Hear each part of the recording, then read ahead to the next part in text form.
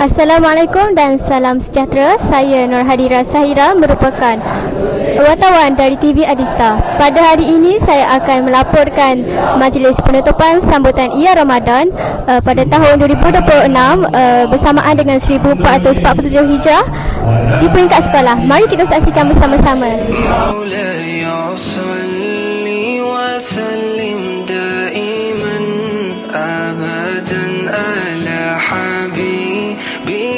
خير الخلق كلهم مولاي صل وسلم دائما أبدا على حبيبك خير الخلق كلهم محمد سيد القولين والثقلين محمد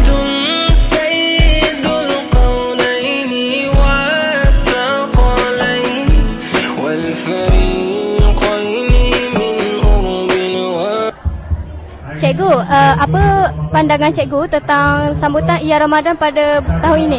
Okey, bismillahirrahmanirrahim. Assalamualaikum warahmatullahi wabarakatuh. Anak dia? Hadiah. Okey. Untuk sambutan Ia Ramadan pada tahun ini, cikgu rasa alhamdulillah, cikgu bersyukur sebab berjaya dilaksanakan dengan sempurna dan aktiviti pun walaupun kata ada yang sama seperti tahun lepas tetapi ada penambahbaikan lagi. Okey, dan yang paling penting kita dapat sumbangan banyak dan sumbangan itu kita agihkan untuk semua anak-anak timis kita.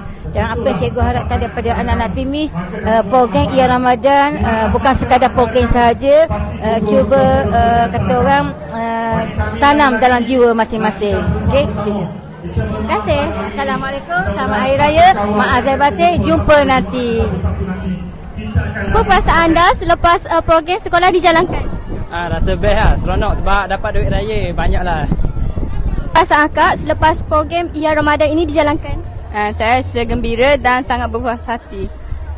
Selamat Hari Raya, maaf zahir dan batin.